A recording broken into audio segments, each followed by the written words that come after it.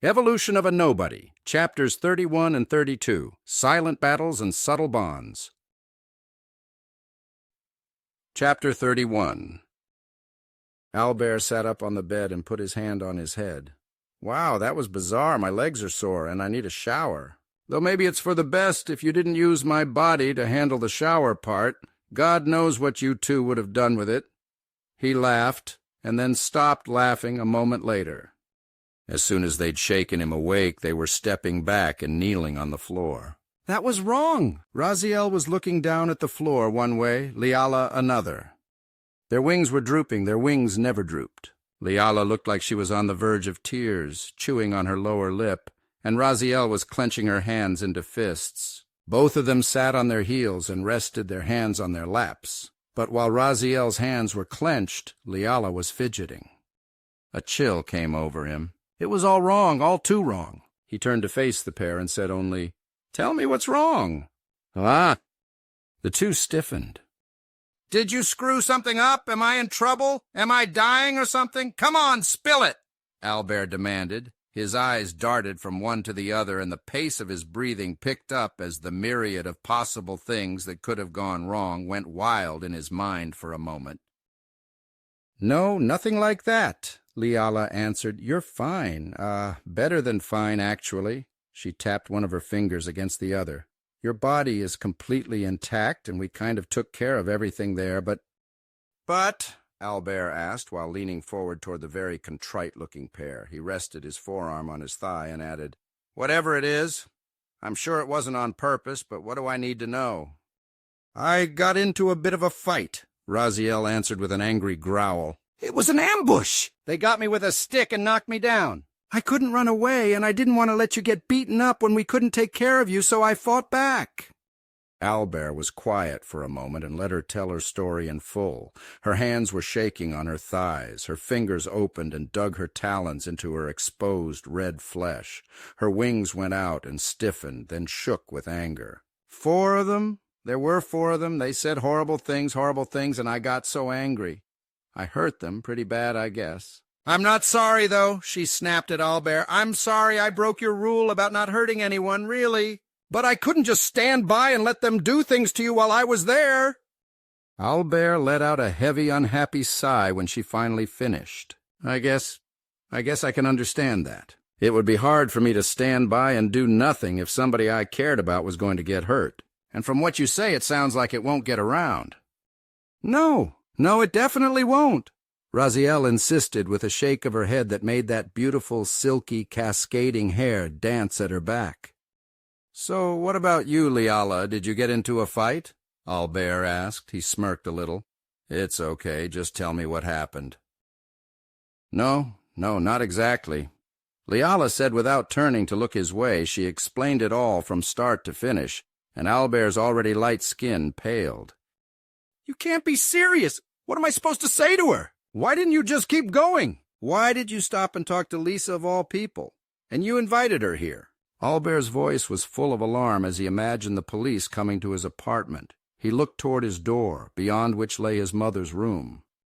"Do you know how much trouble that would make for my mother?" "Doesn't she have it bad enough without having the police show up for the bad seed?" Albert didn't shout, but he hissed every word with a serpent-like anger. "And now you expect me to talk to her?" "Nay."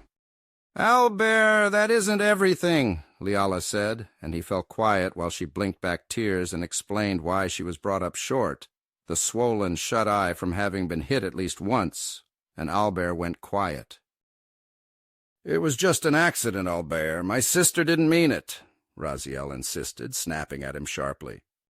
Albert forced himself to calm down. It's fine. You're right. It was just an accident. There's no way you could have predicted that. I couldn't have. Why should you, and how should you know what to do in that situation? You're not even from this world." He wasn't really talking to them at that point, more himself, and so they remained quiet and waited.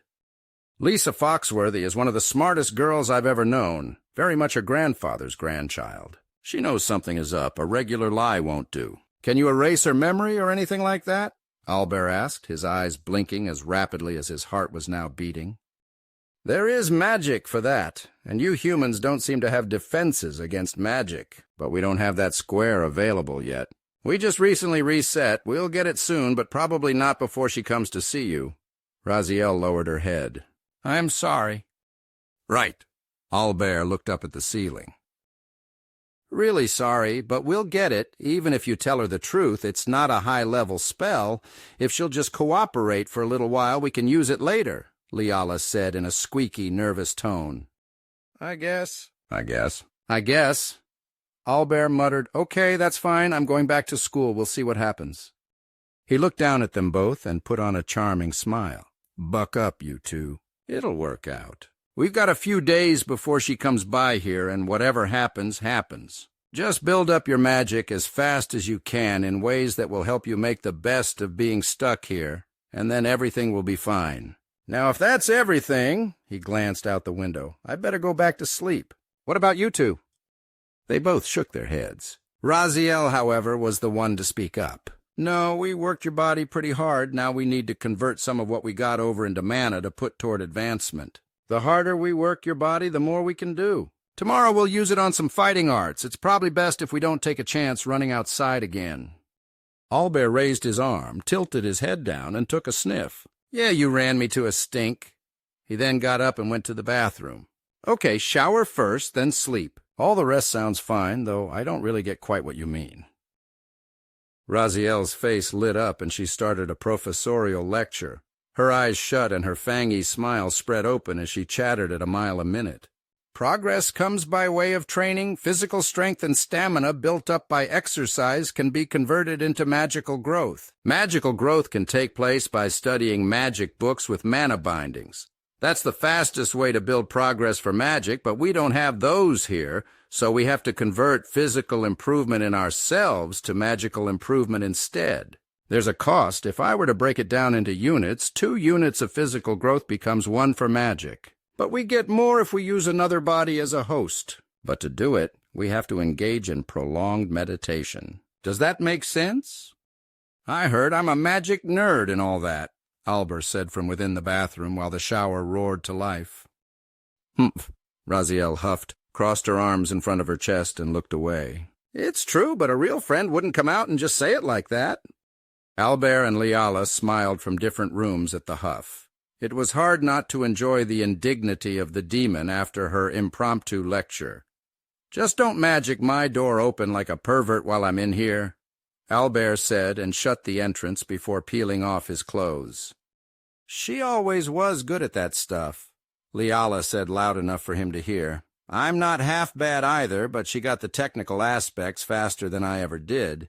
Just don't mind us if we don't say or do anything till morning. This takes a while. Fine, Albert said as he stepped into the steam. The water cascaded over his body and he leaned back against the wall.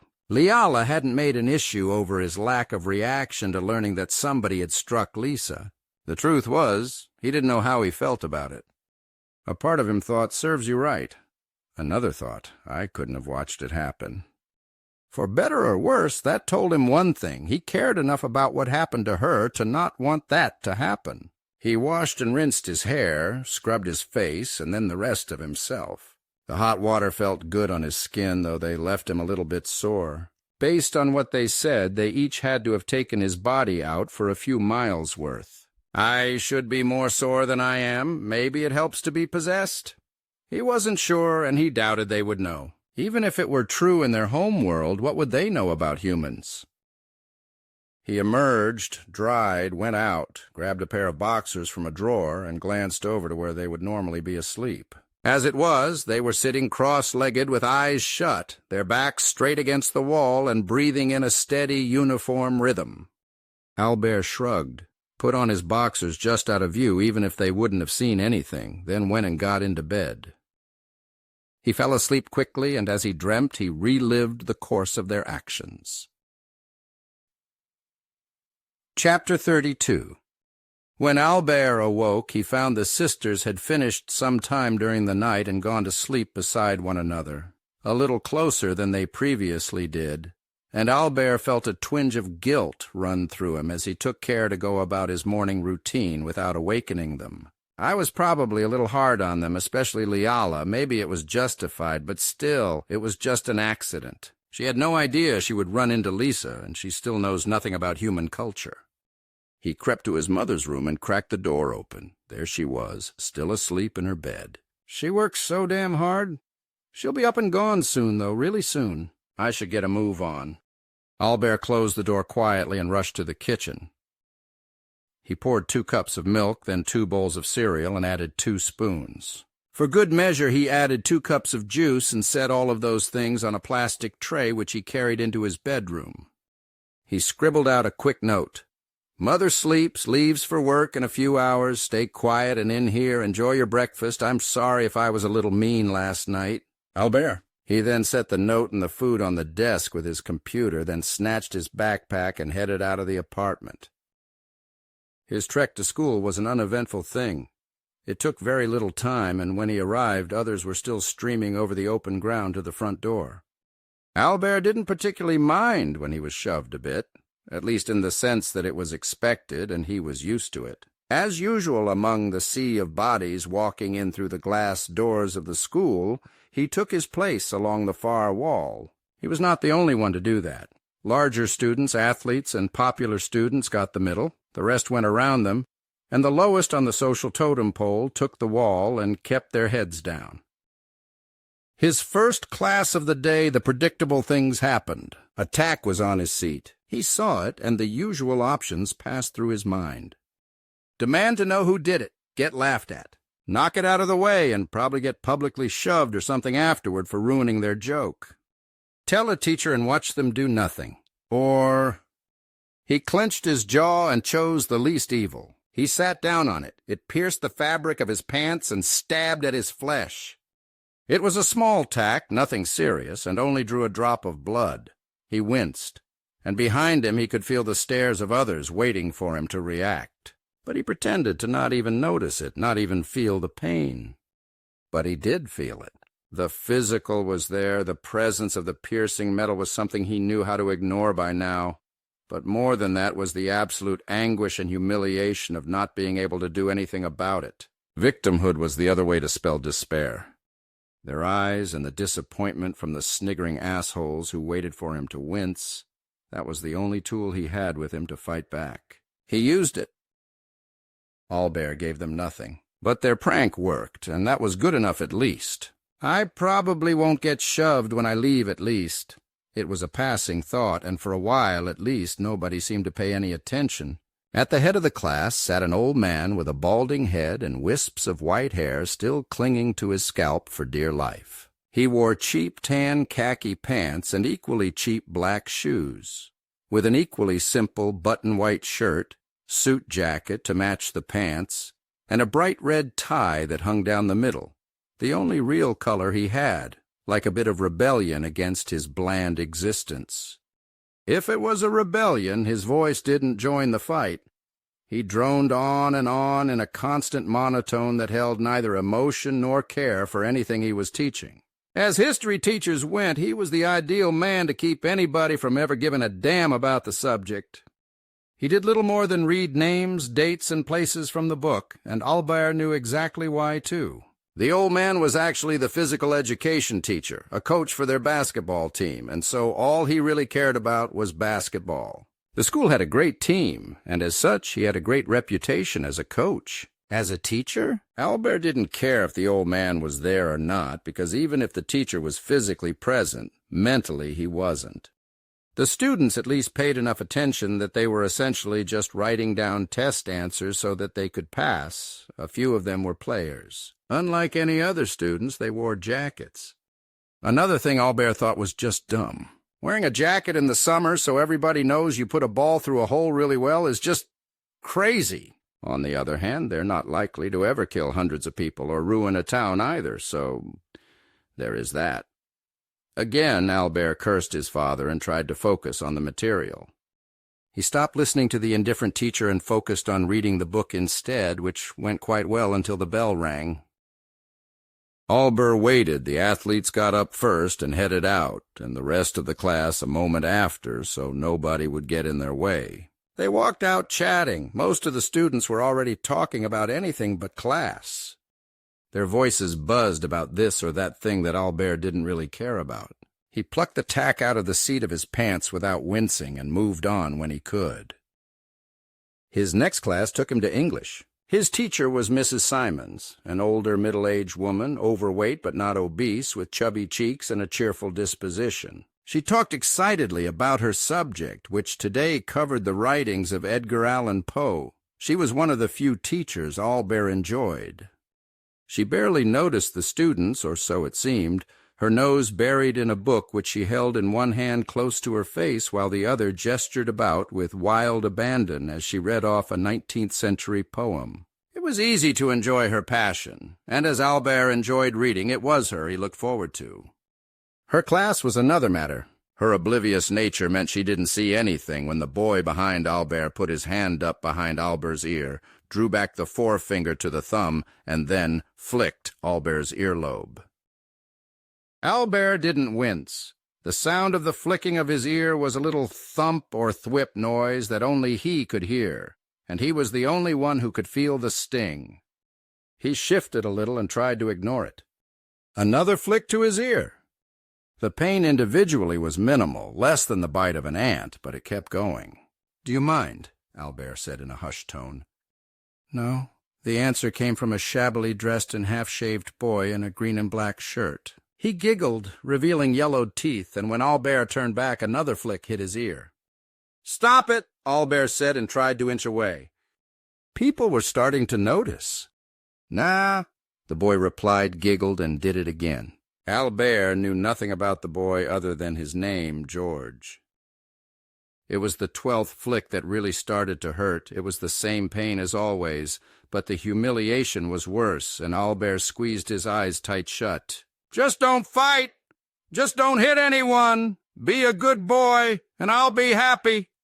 The words of his mother echoed in his ears and bound his entire body like the chains of the accused to a torture rack. Nowhere to go, nothing he could say, and bound by the words of the woman who raised him, nothing he could do. Nothing but endure. "Come on, man, knock it off!" An unexpected and familiar voice pierced Albert's ears. Deeper than George's, it came from somebody bigger, too. Strangely enough, it sounded empathetic. "Mind your business, Trevor. I'm just joking around. What's it matter?" George did stop and looked over to the seat 2 across from him. Eyes left Albert and turned to Trevor instead. "Just don't," Trevor said, and he turned his fixed gaze on George. The two traded a stare so hard that the girl between them leaned back as far as she could in her cheap wooden seat to not catch the unspoken fire between them. George, as it turned out, blinked first. He looked away. "Whatever, man, whatever," he said with a sullen look of regret at the back of Albert's head. He sat back in his chair, well away from reach of Albert, and the tension melted. Eyes left Albert, and the pain in his ear began to fade away. Class, as it turned out, was uneventful the rest of the time. His oblivious teacher took up assignments at the end, told them the one for the following day, and just like that, the bell gave off its steady 5-second ringing noise. Albert slowly rose to his feet when Trevor approached. Albert reflexively stepped away to leave when the young man spoke. "Hey, Albert, I mean," Trevor said, and Albert stopped his withdrawal and looked up. Are you okay?" Trevor asked, suddenly unable to meet his former target eye to eye. "You mean after what happened at Lisa's? Or just now?" "The answer is yes either way. So is that all, or are we done here?" Albert asked and turned to leave. "Wait!" Trevor snapped and shifted on his feet uncomfortably. His hands were shaking, and he looked down at the carpet between them. "I'm sorry." "Fine, whatever." "I don't care," Albert quipped. Trevor reached up and touched the spot on his cheek where he recalled the talon slicing open flesh, the promise of torment, his sweat, his fear. The texture of the mark chilled his blood even at that moment. Just one question, I swear."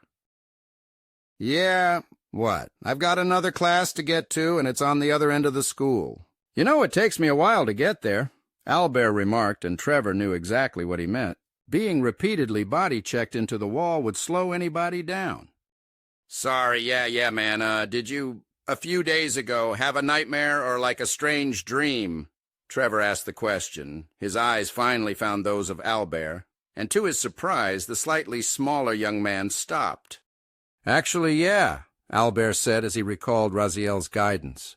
I can't recall the details, but there was kind of a demoness involved, I think. He scratched his head. Dreams are really strange. Fuzzy sometimes, hard to remember, but that's the one that comes to mind. Why? Trevor's eyes welled up as if he were about to start bawling. His hands trembled as if he'd been stuck outside in a terrible blizzard. No reason. No reason, it's just, listen, thanks a lot. I mean that. Trevor then slowly stuck out his trembling hand. Albert dropped the hand that was scratching his hair and slowly put his hand down to take that of Trevor. He's sweating. Damn, his palms are just so damn sweaty. What did Raziel do to this guy? He wondered. But then out loud, Albert said, I have no idea what you're talking about. But I guess you're welcome. They shook hands briefly. Trevor's grip was weak, limp, like a dead fish flopping over. Albert released the hold, wiped the sweat off of his palm by rubbing it against his pants. I gotta go. Have a good one, I guess. Albert said with haste and rushed out of the class just as people began to filter in, unaware that Trevor was watching him go with what amounted to hero worship.